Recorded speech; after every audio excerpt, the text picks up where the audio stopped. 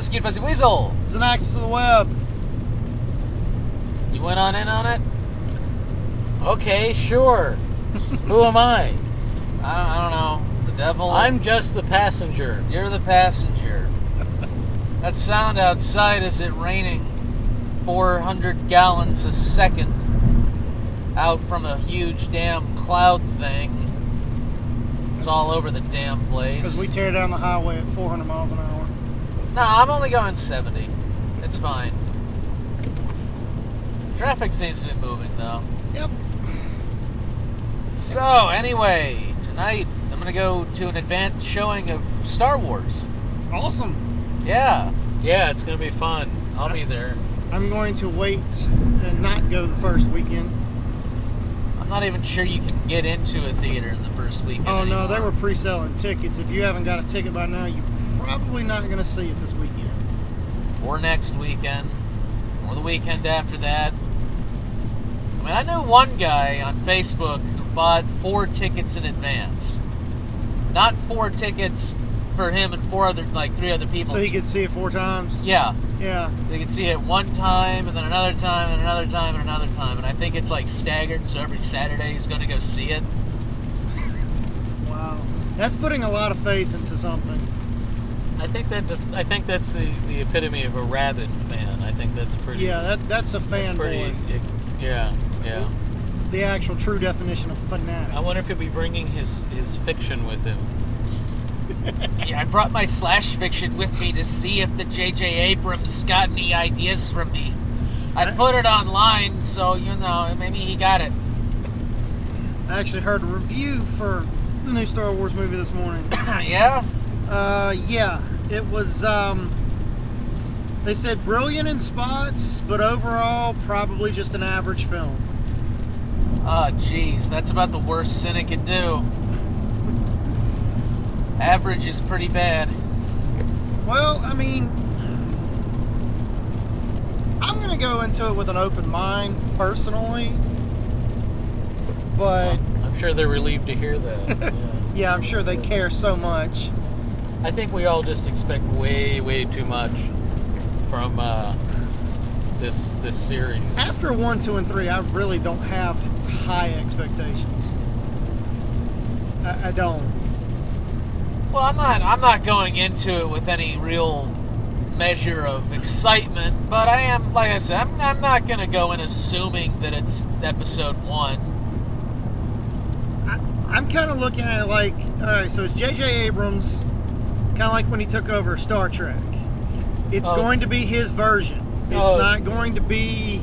I'm not sure you can really compare his version of Star Trek to his version of Star Wars as far as backlash is concerned. I mean, he treated Star Trek like Star Wars. So unless he treats Star Wars like Star Trek and they just spend hours and hours going through the minutiae of how the interstellar drive works and everything. See, that was the problem a lot of people had with the new Star Trek movies. They feel like action movies and not Star Trek movies. Star Wars is an action movie. Yeah. It's an action serial. I think he'll do a pretty good job as, on an action serial. Yeah, but there's the first Star Wars when it came out, and I'm old enough to actually have seen it in the theater and waited in that line, was an exciting thing because there was nothing like it. Yeah. And then everything else that came after it, everybody expected it to be just as exciting and surprising and interesting, and really they just can't capture that lightning in a bottle again. They're never going to be able to do that. And the harder they try, like the episodes 1 through 3, the harder they try, the worse it gets.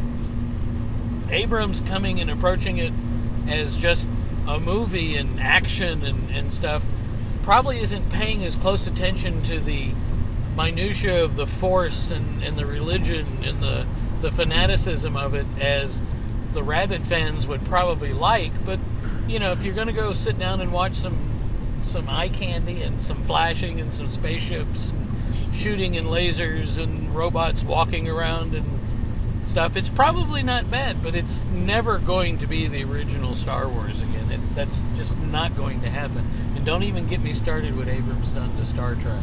Well, I don't know about the minutia part, because according to several reports, he really studied up on like everything Star Wars. I mean, he worked with Lucas, pre-production and all this. So yeah, but Lucas couldn't get it right. Everyone hated the way he did it. So yeah, well, he's learning from the master. But they did say that the bright spot in the movie was Harrison Ford. Well, sure. How could you not want to see Han Solo pulled out of retirement one more time? Yeah. And Princess Leia. And apparently he has too. a major role in this one. So poor Mark Hamill, though, is he in it? Yeah, he's in it. They're all in it. They're looking for him, I think, is the plot line. It's like he's disappeared. Like he disappeared right after. Okay, the this Battle is like of a Endor. spoiler thing. Now I'm. No. I mean, this was. I might already, as well not even go now. There's no point. Yeah, he gave away the ending. No, Yeah, that's there we go. it. No, thank you. I guess they find Luke in Where's the the end. ejection button? Yeah, that's no good. So Yoda died in one of them, so he's Yeah. gone. I mean, I think Luke's supposed to be the only one left. Luke's gonna be the new Yoda. He's gonna Yeah. be speaking backwards and living in a swamp. So, right. So Leia never developed her powers, then, I guess. I'm not a big Rabbit fan, so I've never read any of the books or any of the other stuff that happened after it, and I don't even own any of the action figures. Dare I say? So. I think a lot of the books that were written kind of got thrown out when these 3 movies went into production. Yeah, he scrapped all the expanded universe after episode 6. I mean, they chose a few parts out of some of the fiction, but for the most part, yeah, I think they totally discounted 20 years worth of writing. Well, some of it was canon, some of it wasn't canon. I mean, like Chewbacca's alive. Yeah. Yeah, what Wookiees, well, Han Solo could be alive, certainly. No, I mean, in the expanded universe. Bless you. Yeah, I hate that. I hate it when people say that. Now I'm angry at you. Grr. Sorry, I was just being polite. Don't be polite. Screw you. There. You're ruining the Disjointed Talkcast that you were didn't being introduce. superstitious. See, it's like That's just being polite. and no, that's the convention is the politeness is the superstition of. I mean, you don't say something when someone farts. That's gas leaving a body too, but we don't make a big deal out of that. We just say bless you just in case some spirit wants to, run up your lower intestines. But we say it when you sneeze because that's, superstition. Like I have the power to bless you anyway. Yes, you will be, and sneeze more. And the more you sneeze, the better your life will be because you continually get blessed. I was just saying. I didn't. All right. So anyway. Yeah, but that's in one of the Star Wars episodes. It's the whole explanation of the Force and farting and sneezing. So, or was that one of the 3 of the 7 dwarves? I don't remember. I don't remember farting the dwarf. No, he was Sneezy was. Well, there was Sniffly who would never go near. Right, but so Luke's in it, huh? Yeah. That's great. Yeah. Really. That's exciting. Everybody came back. Yeah. Everybody except James Earl Jones. Yeah, Vader's not in this. Well, right? Vader's dead. I mean, The melted helmet's in it. Really? Yeah. Wow. And I didn't think they were going to call him back. He didn't do well in the interviews. Melty helmet. Well, melted helmet. He knows a few people in casting, so they were like, "Hey, I heard he slept around. Yeah, he did. Yeah.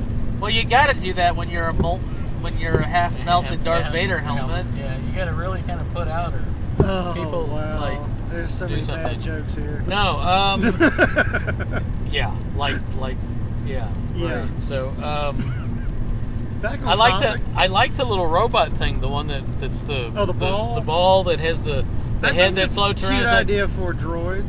No, and I've seen the toy. Yeah, the toys now. That's really cool. Is really but what a stupid way to make it a robot though. I mean, how useful is that? I don't know. It rolls as a big ball, but it has no ability to climb. Although they probably have scenes. Maybe it probably can has bounce or something. Has jetpacks or something like R2D2. Turned out R2D2 did as you went further in the series. Oh look, it can fly. Yeah. I think the ball is like an R2D2 with less features. It's a BB. It's called BB. Yeah, it's Yeah, BB. BB. Yeah. It's comes out of a gun. As many androids as there are in this universe, it seems like naming them with 2 to 4 letters would get real limiting real quick. Well, they're model designations. Like there are bunches of Really? So, R2 units. right, but there's R2D2 and there's R2 something else, but I mean, it's only 2 digits. 26 letters and then 10 numbers. 0 I know through 9. it's a big combination. You can have a lot, but it's still finite. Yeah, but I mean, it's still very finite. I guess the point is that after a while, that designation is Recycled. scrapped, and then they create a new design, so it gets a new naming scheme. So the idea is you're unlikely to have 2 R2D2s show up on the same planet at the same time. It's like Apple. It's like every 6 months they come out with a new droid. Yeah, but they don't call it the same thing. I guess eventually they'll, this is the Apple, the iPhone 627 or something, The iPhone 4 to i7. Yes. Eye confusion. The I don't care. Well, if they mold shrink the i7 processors enough, maybe they'll throw one in. Oh, yeah. There's only so much smarts I can take from my phone anymore. My phone is not worth a damn unless it can play Crisis. Yeah. Right, so anyway, going to the movie tonight, huh? So anyway, about... what the hell were we talking about? Chewie, right. Chewie. Chewbacca actually dies in the expanded universe well before 20 years. Oh, really? Yeah. Oh, then so he's already broken canon, huh? Oh, yeah, they already. In the expanded universe, Boba Fett survives the Sarlacc. Yeah. And then him and Han have a showdown 20, 30 years later where I think Han finally kills him. Because there's a whole series about Boba Fett and his whole backstory. And yeah, when they made 1, 2, and 3, they completely discounted all that because Boba Fett in the expanded universe was from a planet. He was actually one of the ancient Mandalorian race. Yeah. Really? Yeah. And Where then, do I know that name from? Mandalorian. that's the armor that he wears.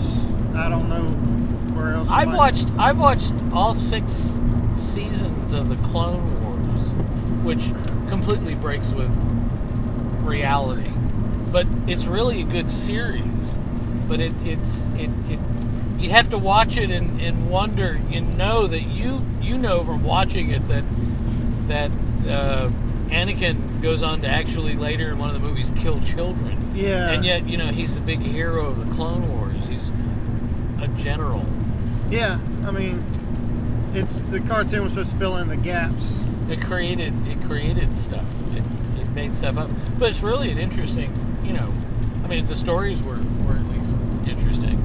Yeah, I've seen bits and Entertaining. pieces of it. I've never actually watched the series, but Well, they take it's on Netflix, and Netflix had some arrangement where they had exclusive rights to the 6th season of it. And the end of the 6th season, Yoda goes through some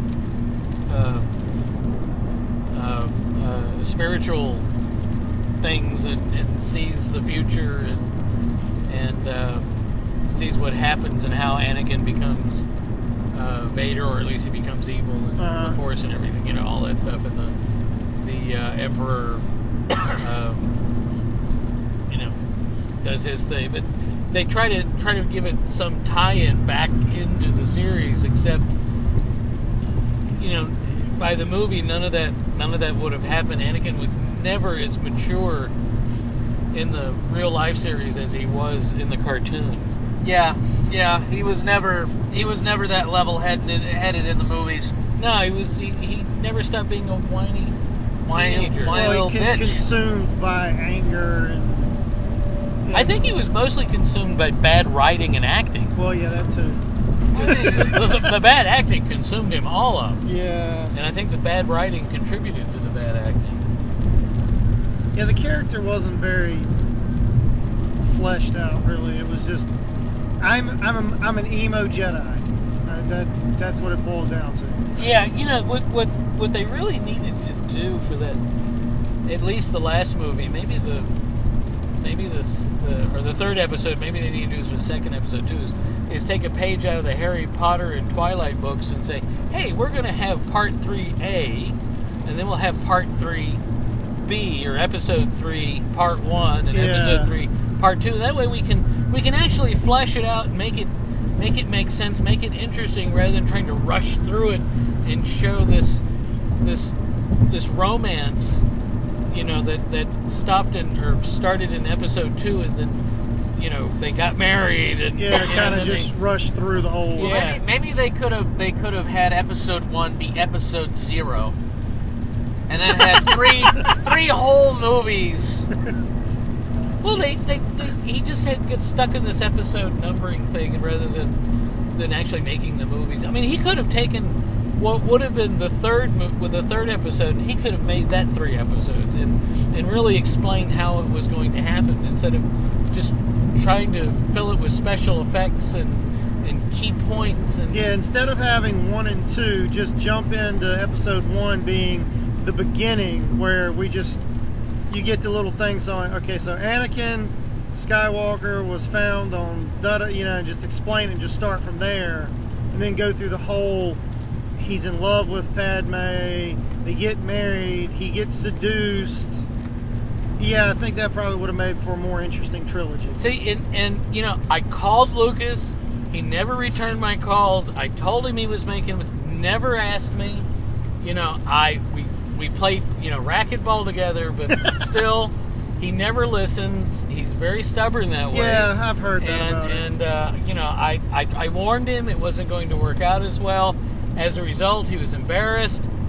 He felt that he let everybody down. Decided to get get out of it. Sold it all to Disney. I can't deal with it anymore. The fans are too much. I can't handle the story. Gave it to the mouse. And then the mouse brought in Abrams, who basically is a thinking man's.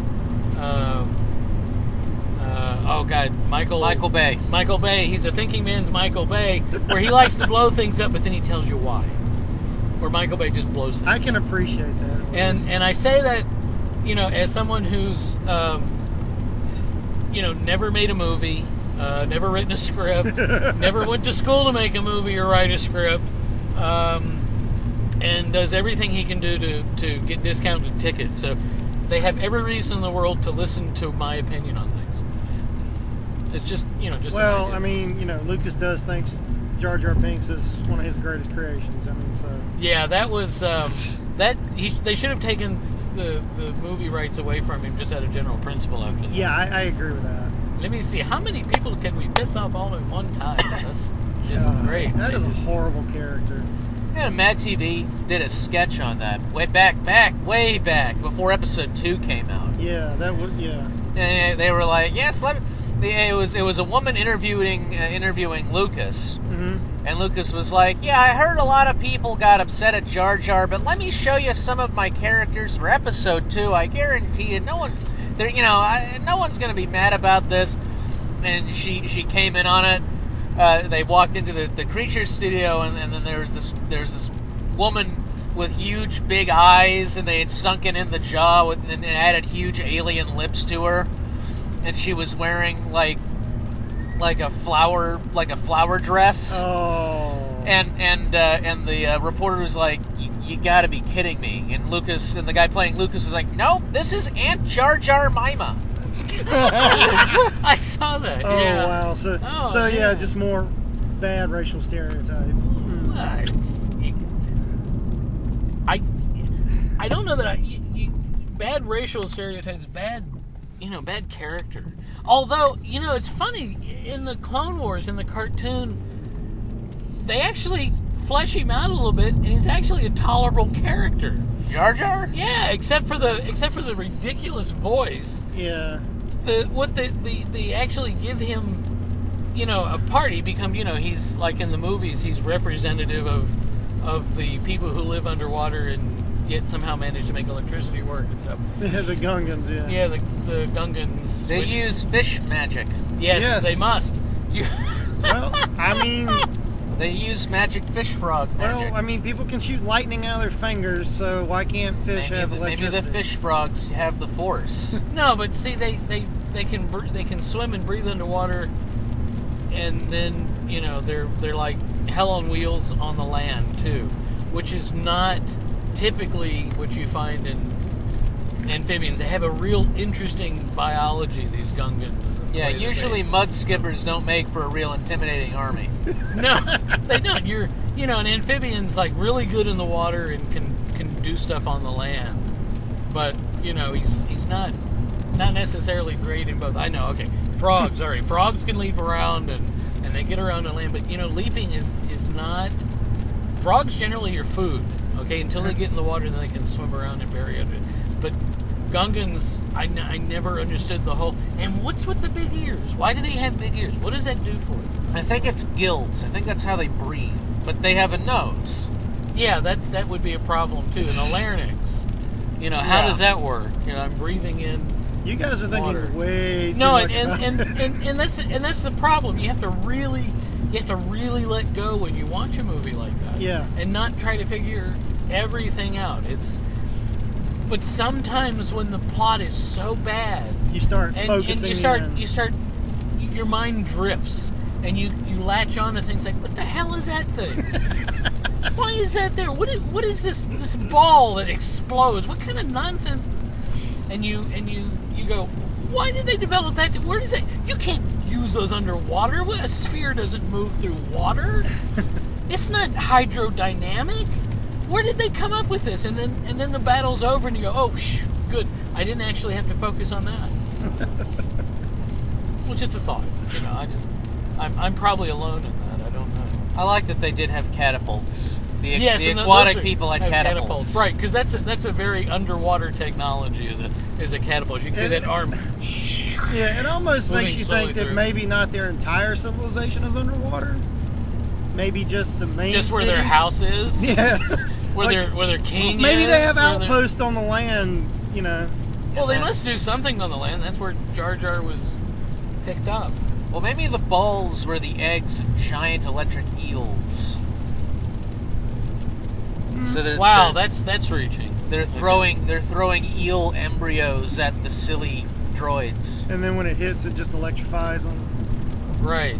Oh, to have but one T-800 amongst them. Oh yeah. Here's my those question. Battle droids suck. Isn't it convenient that they had an electrical weapon against an entire army of robots? Like, it wasn't fire or something else? Well, they live underwater. So they have no fire. I mean, that would be tough. Having electricity underwater, you can have it. How do you guide it? How do you put it to some useful purpose? Gungan, lizard, amphibian, fish magic. No, well, you take the eels and you have one eel bite the tail of another eel and so on. You just make cables out of them. Yeah, and you use them to make cables. That's how you direct it. And then I don't know what you do for semiconductors. You take an eel and slice it in half and stick a crab or something on the other end of it so it directs the electricity. Like gator clips. Or like gators. Or you flail the eel so it splits out in two directions, and depending on whether you want to, guide like a transistor and an integrated circuit. I don't know how do you, like sardine can would be an integrated. Just all the little pieces are like directed and stuff. It's I don't know. But then again, it really hurts to think about this sometimes. This is the most technical, disjointed talk I think we've ever had. Well, I'm looking this stuff up on the internet as we're going. Oh, yeah. So I'm getting... You're cheating. Well, on the subject of Abrams, and I know you said not to bring this up. When did I say that? You said not to bring this particular thing up, but what did you think of his treatment of Star Trek? His treatment of Star Trek? You mean the first movie? Well, I'd go with the first movie first, and then the second one. And we just saw the trailer for the third one. I haven't seen it yet. Oh, it looks like a bad episode of Next Generation. Actually, it's, I don't know. Maybe they'll pull it off, but I mean, you know, there weren't even any spaceships or anything. No, it all takes place on one planet, or it looks like it takes place on one planet. It's sort of a bad Q episode, you know, they're being judged for something and they have to work their way out of it. And it's got a character that looks like female Undertaker, with how the black makeup and white makeup's on her. Okay. It kind of looks like you know what it looks like? It looks like a trailer to another Call of Duty game set in the future. That's what it looks like. Call of Duty Star Trek? It's Call of Duty Transporters. He said, sorry, I don't like that. He turned Star Trek into more action. Although, you know, Next Generation. Oh crap! Which one was it? The one with the board.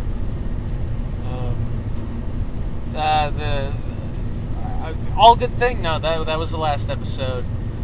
The one with the Borg was. Are you talking about the one with Locutus? The movie. Oh, First Contact. First Contact, guy. See, this is how old I'm getting. Yeah. First Contact.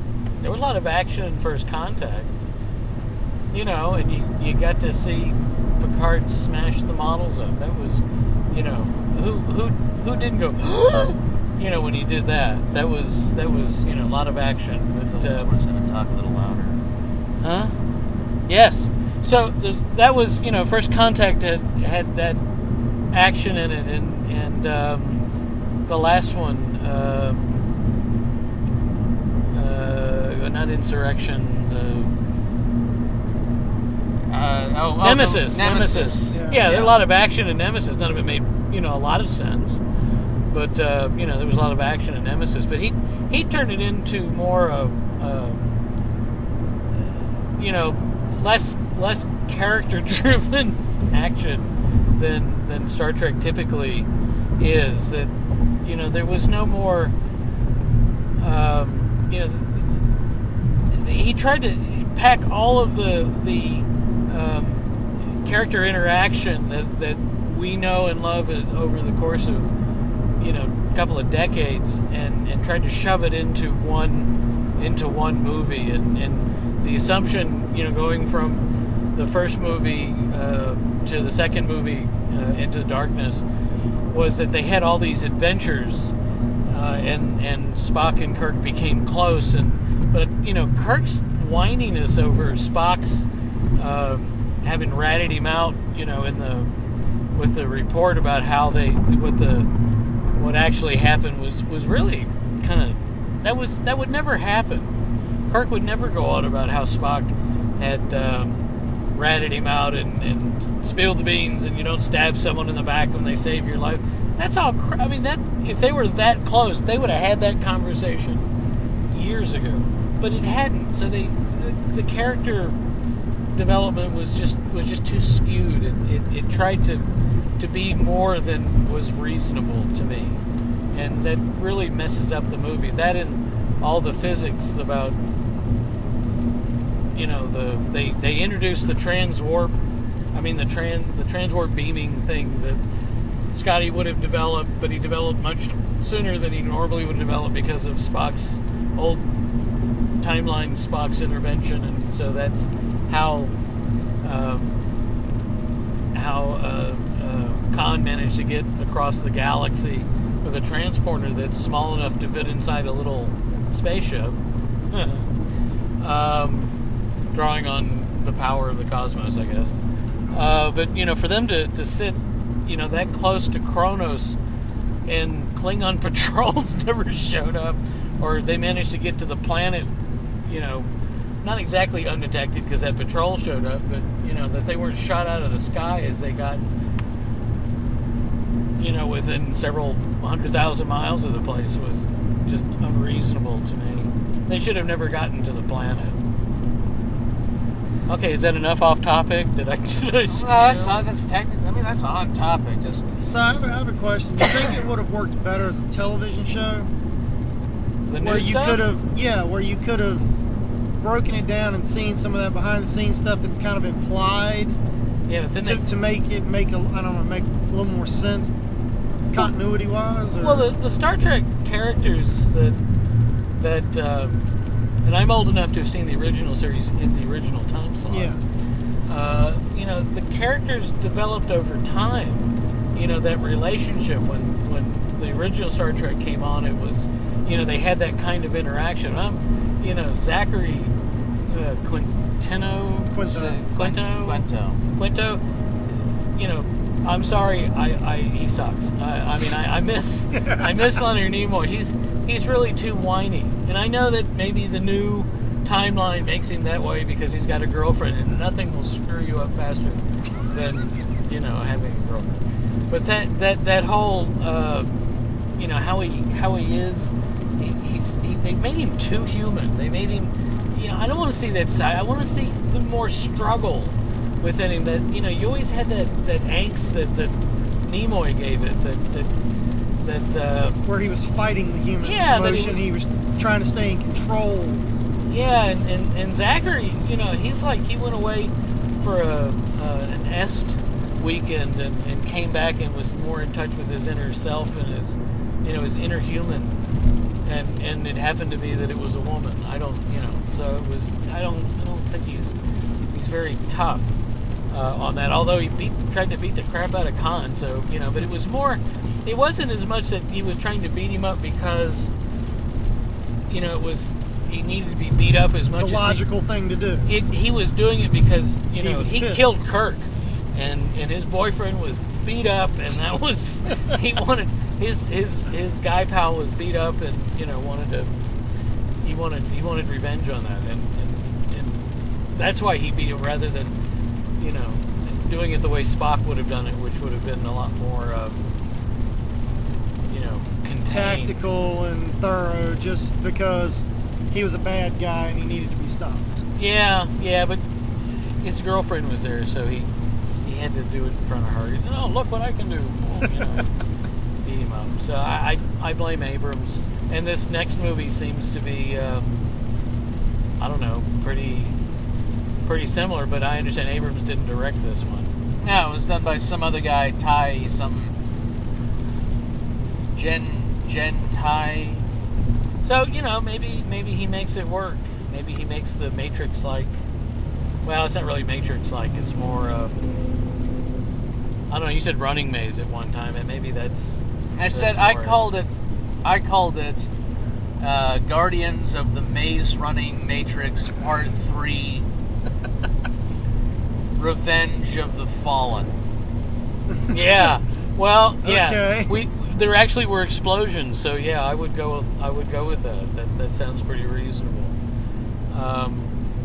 You know, that seems to be where we're at with it. I don't know. I don't have anything really to add to that. That sounds about right.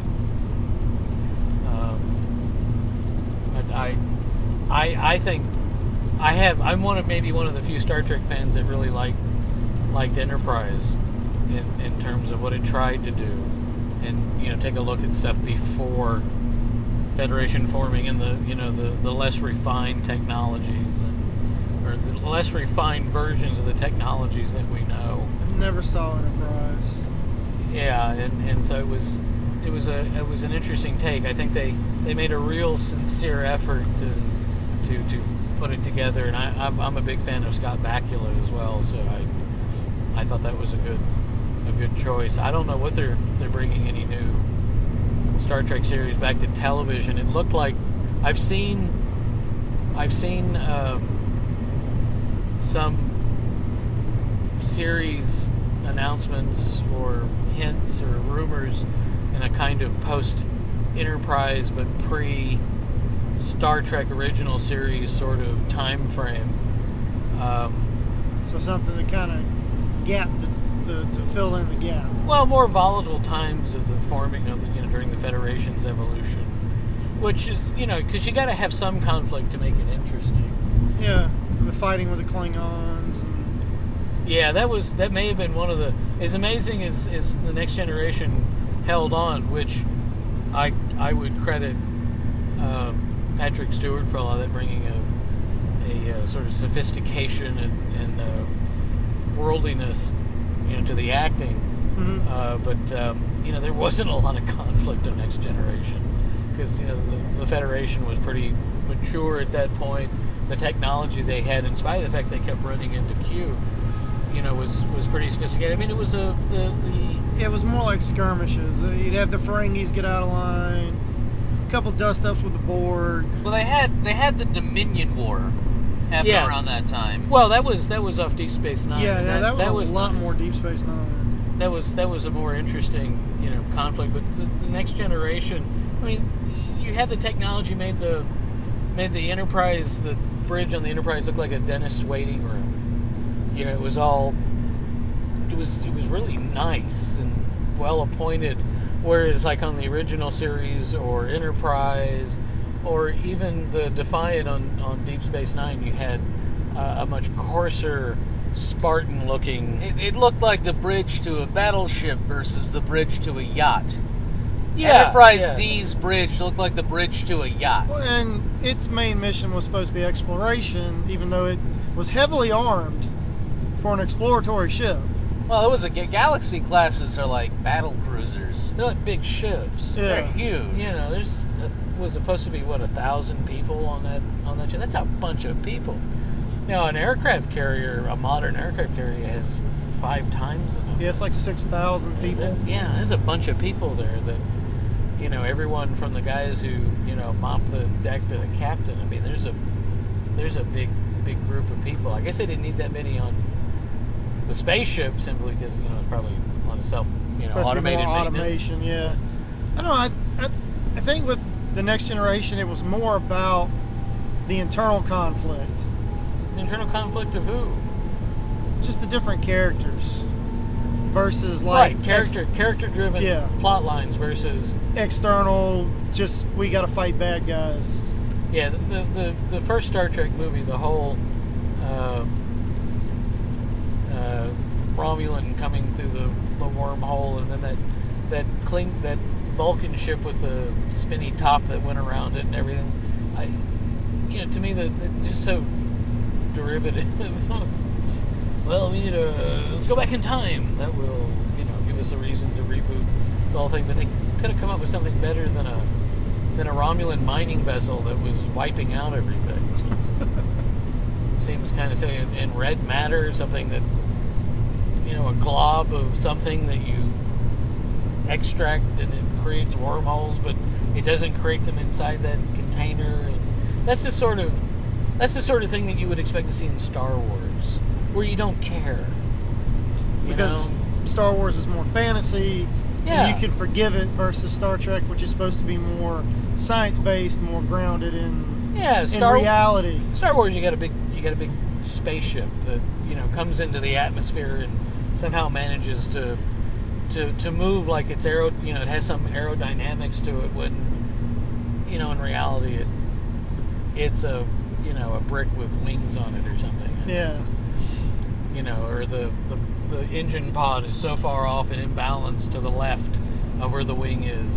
There's no way this thing flies. But they've got some kind of anti-gravity, whatchamacallit, something that we do. And then in the first movie, this 6 or 7 year old or 9 year old, whatever he was supposed to be, builds pod racer.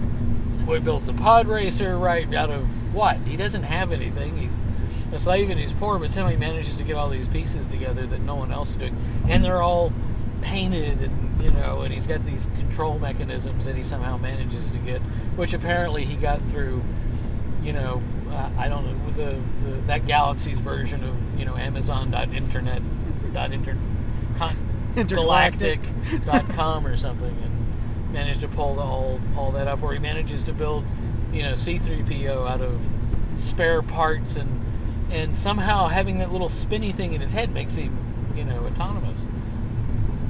So you forgive all this stuff. You saw something like that on Star Trek. It made you cringe. I mean, every time they opened up Data's head and he had these little blinking LEDs, it's like, well, that's on the inside of his head. What's the point of it blinking? I mean, where would they?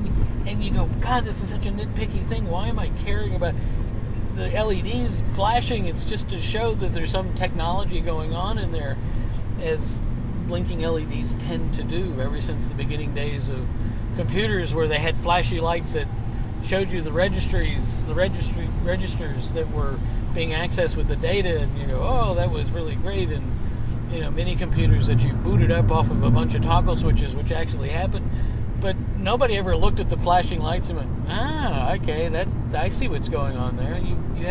I can't memorize those patterns. And so they had LEDs blinking on the inside of his head for reasons that I could never figure out. And whenever they opened up a little panel on his arm, his whole body was covered with little doors that opened up and exposed other parts of him that you could access and do things to, and they all had little servos and things, but never once did you see any moving mechanical stuff. Just somehow he was able to move by magic. Okay, that had to be off topic. No, yeah, it's a disjointed talk. There really isn't a topic. I feel disjointed.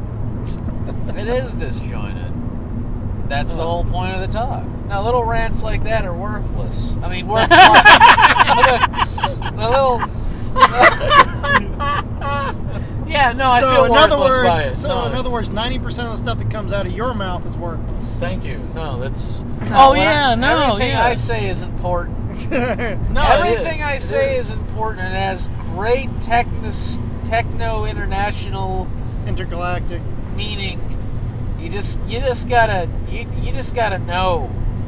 You gotta be in the know. Oh, is that what it is? You're just not into the... You have to have the decryption code to understand. I had the little ring that came out of the cereal box. You guys probably don't recognize that reference. No. Oh, yeah. We're not Dakota rings. We're not 6. Relatively speaking. I'm old enough that I had a few Dakota rings. And I'm old enough I had the original Dakota ring. I bet you did. Out of a box of oatmeal that was the only thing we had to eat because processed food hadn't been invented. No, you got it in a rough sack of flour, hewn sack of oats. Dried dates from Egypt. they put little Book of the Dead booklets in there. Is that how they? It was a little scarab ring. You know how you read hieroglyphs? Yeah, you open it up and it's got little. You can cut the pages and put them back together, and it forms a little thing where you flip it around with your fingers and you get random numbers out of it or something. Or go blind. Yeah. Can I do this till I go blind? No. What? That's not it. You go. You look. It's like those little. The little papers. The little papers. They would make them in middle school and stuff. You have them on 4 fingers, and they do this. And they have numbers or colors or whatever. Colors. The thing that allowed the girls on South Park to see into the future. You move that thing 4 times, and then you pick a color, and then you pick a number out of the color, and the number tells you what the longitude and latitude coordinates are. And then you all get into a car and you drive halfway across the country to go and find it, and then you open up and it's underneath a rock, and then you go down under the ground in the ladder, and it's a whole... This is one of those rants, right? Okay. What are you talking about? Let's talk about Rick and Morty. Oh yeah, Rick and Morty. When's that coming back? When Never. hell freezes over. When what? When hell freezes over. Well, it'll come back. I think it'll come back in What May. did they say? What do you think? Really, it'll come back that soon? When? Well, they just did a Carl's Jr. commercial. Oh yeah, that was Yeah, fun. that was good. That was so. They're But weren't they like saying like 18 months or so? I don't think they actually meant like it'll take a whole 18 months. I hope not. That's too cruel. I'm at a protest and stopped reading their comic book. It shows. I didn't think I'd like that show at first, and then like you watch it and it's just fucking amazing. No, you turned me on to Rick and Morty. It was like, okay, fine, another one of these stupid things on Adult Swim, which are just the most ridiculous ideas that someone wandered in off the street with half a bottle of Some of them are Jameson okay. or something and said, I have an idea for a character that's just an ass. I want to And he'll be a cop. And oh God! Assy McGee! This is horrible. Hand him $200,000 and get that show off the ground. This man's gonna make us millions. Oh, that is the dumbest. Yeah, some of their They've had Robot Chicken's the only other viable commercial option or program that they've had, And they milked they ran that show into the ground. There have been yeah. several episodes of Robot Chicken now, right? that's God, I don't even laugh. I enjoyed I don't Aqua even Teen Hunger Force when it first chuckle. came out. I don't. Who watches a show with a talking drink cup, a meatball, and a talking package of fries? What is that? It's funny. It's not. Yes, it is. It is not. There's no humor. The absurdity is. It's not what even. makes it It's funny. well, great. Then Assy McGee should have been like the most wonderful thing on television. It was hopeless. I mean, The everybody absurdity of a talking house. I don't Everybody know. likes Look something at politics. different, but That's the whole. I know other people who like the Hunger Force thing too, and I listen to it and I listen to the stupid situations they get into, and this isn't even I Love Lucy stuff. what I don't get is the Tim and Eric stuff. Yeah, I don't get that. No, they've had like 5 or 6 different programs, and I don't get any of it. I tried to sit down and watch a few episodes. I don't find any of that funny. I lost at all. interest after hour 2. Like, I don't know if there's certain drugs you need to be on to enjoy that. I think it's randomness. I think it's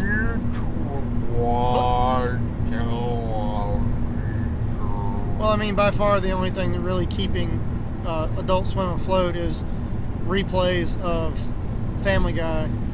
And I think that one's played out too. And Saturday night anime, and that's about it. It's replays of Family Guy. They got replays of American Dad, which Cleveland Show. I hate. Oh, I do too. I really tried to like American Dad. I tried to give it a chance. God, I hate it. It's okay. I hate it. I gave it a chance because Patrick Stewart does the voice. does one of the voices, and I still can't. It's too ludicrous. And that's what's killing Family Guy is it's just too ludicrous. I mean, it was one thing that was kind of absurd, but now it's just gone. It's just way over the edge. I mean, there's no way the character can be that ridiculous and have it be funny, because then it's just. I mean, it's like Roadrunner and Bugs Bunny. It's like, okay, how many times is the coyote going to not run off the cliff? And every time, and you go, okay, well.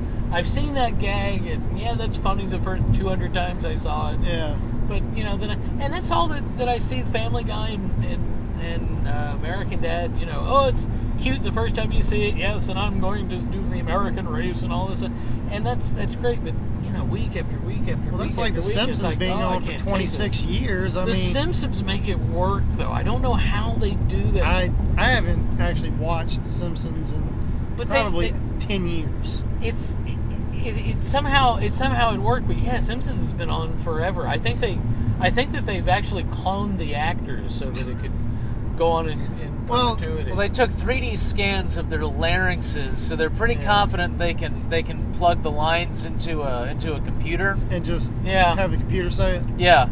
Yeah, well, Harry Shearer actually can do all the voices. Well, every now and then you see Yothers turn up on something and you can recognize her voice. But wait, that's Lisa Simpson doing it. No. Who was it that left this year? It's the one that did Ned Flanders. I thought that was... Someone threatened to leave and then they turned around and didn't. I thought they actually...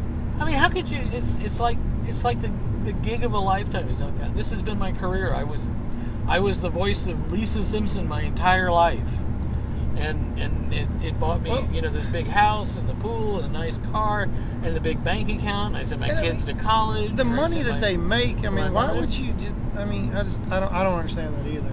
Well, Simpsons is and at this point, you've been doing it for, 26 years.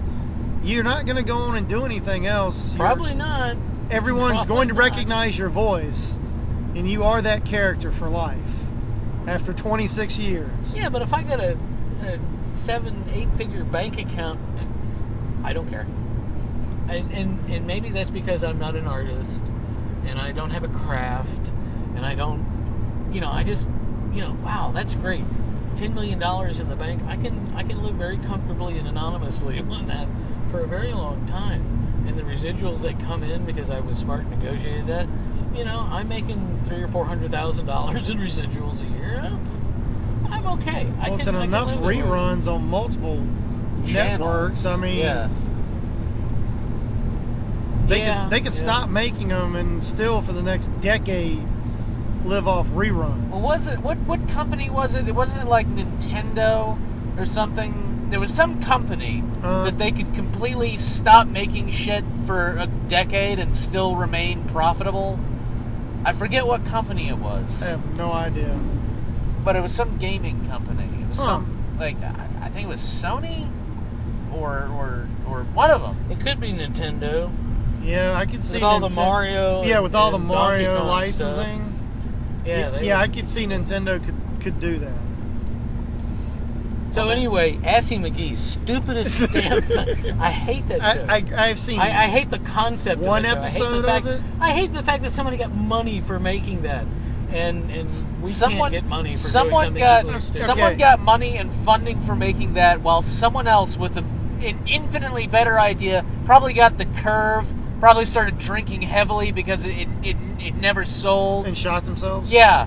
Somebody probably killed themselves because Assy McGee got put on television. Well, I want to kill myself when I watch it, so I can imagine that if you lost, your livelihood to it, you'd be pretty depressed. Yeah, shows like that just make you look and go, okay. I know I could come up with something that damn stupid, but do I really want to sell my soul to do that?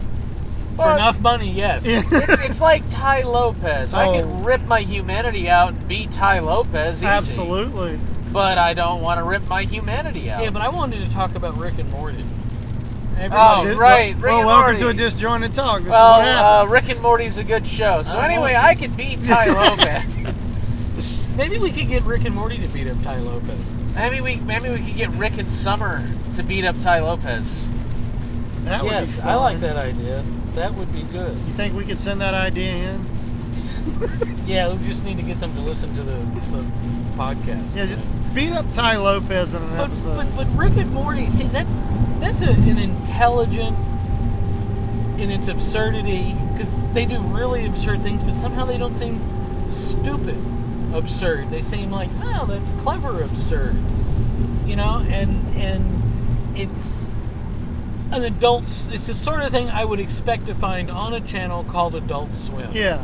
It's not geared toward small children. Absolutely not. It's not even geared necessarily, I think, toward young teenagers, although they probably would 17, 18 would find things in it funny, Yeah. but it's an adult cartoon. It is. And it's got really crude but effective animation.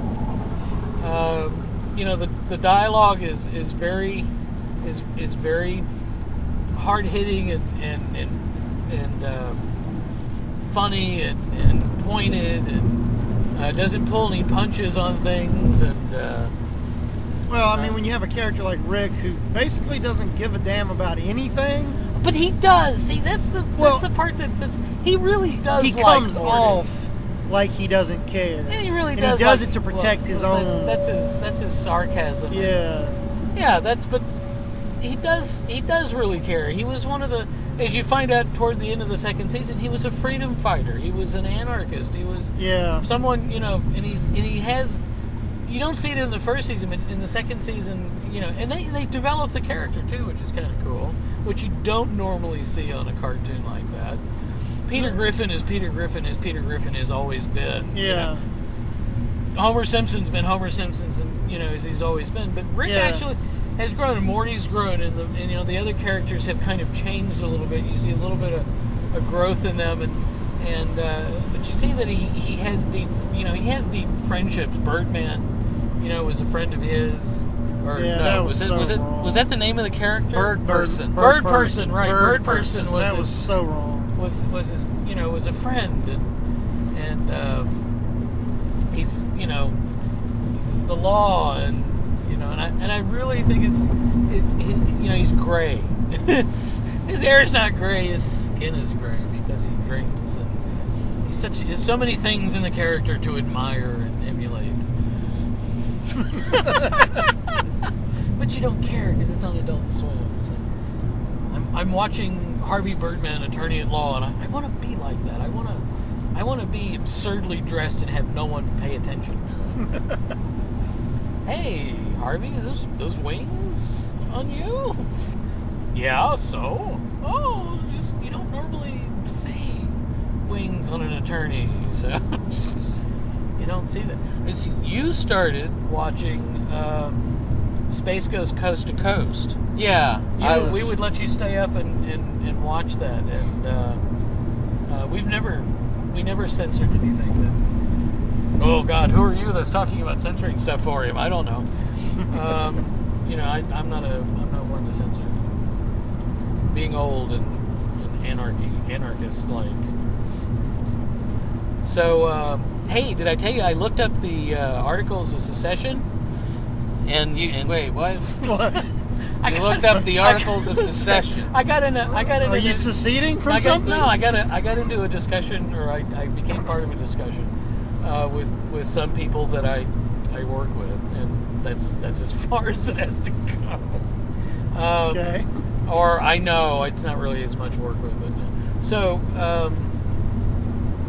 about how the Civil War wasn't really a civil war, and the Civil War wasn't about slavery, and none of that stuff happened, and I had the opportunity to I don't know, you listen to arguments about how every negative thing you hear about the South, particularly now that we finally are starting to be able to have an honest discussion about, hey, do we really need the Confederate flag flying everywhere in the South? No, probably not. And as soon as they started taking it down over government buildings, we have the overly creative people putting the Confederate flag in the back of their truck and driving really fast down the road and having it flutter behind, and going, look, I support the losing side. I'm one of those guys. So it's so we, in the argument that it was nothing there was about, the war was not about slavery, it was about economics. It was about the South going, hey, stop picking on us, we want to secede, we need our state rights. Oh. The information that they published about what they were doing, why they were seceding, all the documents from Georgia, South Carolina, Mississippi, Virginia, and it seemed like there was one more. Alabama? Texas. Yay, Texas. All mentioned that, hey, look, at the bottom line of this, we want to have slaves, and we don't like the fact that you're telling us not to, which supports all the politics that went on before the Civil War about when a new state would come into the Union, they would vote whether or not they'd be free or slaveholding. And just the whole fact to me, though, that we are discussing whether this was right or wrong or why this happened, in 2015 is ludicrous. It was wrong. They lost. They deserved to lose. I'm sorry for whatever other reason they may think the battle was about. They were slaveholding. That was, they just, that was their sin, if you will. And they deserved to lose. It deserved to be abolished as an institution. No question, no argument. It had to go. I don't care what else they were doing. That was enough. And even if that wasn't exactly the whole reason why, and their arguments on that as to why the North came down and defeated the South. It's enough that they have managed to get rid of slavery. I don't care what else happened. It's immaterial. It's over. And so that's, so that was, the argument that went on. And it's just been bugging me that I live in an area where, there are things it's, it's part of our heritage to, the Civil War was about a bunch of really, really rich white guys in the South. The South with the cotton and agriculture, they invented millionaires. A bunch of really, really rich white guys convinced a bunch of really not so rich white guys to fight for them so they could, hang on to their ownership of a bunch of black guys. And they were wrong. They were absolutely wrong and deserved to be defeated for whatever other reasons may exist.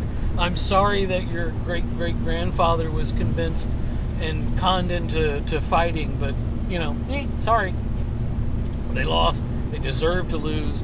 The institution of slavery was bad enough that they signed on, to the wrong horse. They should have, if they were really, really, righteous about this, they should have abolished the institution of slavery. They should have gotten rid of it, then seceded. Then I might have more sympathy for them. But they didn't do that. Even though someone might argue, well, they were going to, or they were a bunch of, free African Americans. Well, they didn't actually call them back then. They were a bunch of free blacks that fought for the Confederacy, and a bunch of none of them, they did it willingly. Like, oh boy, I want to perpetuate this society. They didn't do that. So, however they want to sugarcoat it, they lost. They deserve to lose. That was the end of it. Okay, so anyway. You've been holding on to that for a while, haven't you? Yeah. I can tell. You can hear it. I grew up in Texas. So, those crazy people who want to secede now made me start thinking about it all over again. And I was raised on the Texas pride that Texas came in and, we fought off the Mexicans in their ownership of this land. We took from them, Houston and Travis and all the rest of those guys, but Texas wanted to be a slave state, which, I'm having trouble getting into, but there's a lot of pride in Texas. I mean, I have a for the Texas Revolution and how they, overcame such daunting odds as, beating Santa Anna's army and all the rest of that, and how they fought for freedom and so, but they didn't. They fought to have a slave state, and they fought. So I even as a Texan, I have a lot of, I don't say pride, but there were a lot of good things in Texas until recently, and now I'm just really embarrassed by it. So, I haven't been holding on to that one either. Got anything else you need to get off your chest here? Seems like a therapy There's a session. growth or something here that I could, we could excise, but no, that just we can cut all that out of the podcast. That was. No, So I don't usually edit. I don't want to embarrass relatives or and I'm not looking to start arguments with anybody. I just as I've gotten older, I just find that some of the things that that we were or I was taught was from a very biased perspective on things, and sometimes I find it really dangerous to let you drive. That's What? Oh no, I'm fine. I fine. find it, I just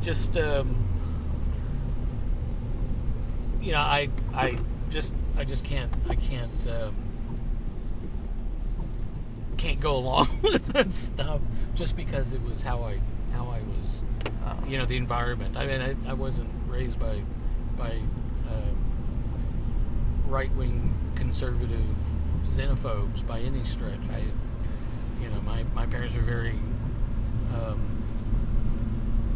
very open, but just the environment, just the school system, just the books, and to think that they've actually gotten more conservative since the 60s is really just frightening. I don't know what's going on in Texas. It's full of really good people that have really weird notions of right and wrong. Well, I think that's our political I don't- segment that we I don't- always seem to hit. I don't think I'll be joining one of these. I think I don't know how long has this particular 1 second. how long? But I really like Rick and Morty, though. I Yeah, do. No. We've hit 40 minutes of this one. Holy So shit! that really? gives us an hour and a half. Yeah, that's Right No, now, it's we're at okay. 10 See, minutes. no, you can edit this out there. Nah, that's cool. Nah. Anyway, this is Cute Fuzzy Weasel. If you like this podcast, go ahead and subscribe to the SoundCloud. Links down below. And don't forget to check out my gaming channel, where I recently spent some good amount of time playing Fallout 4 and Pokemon. Yay! Yeah, it was. You it still was, haven't figured Wow, out that's- Pokemon. that's- It was great. hilarious. Anyway, it's Cute Fuzzy Weasel It's an axis of the web. and some random guy, Passenger.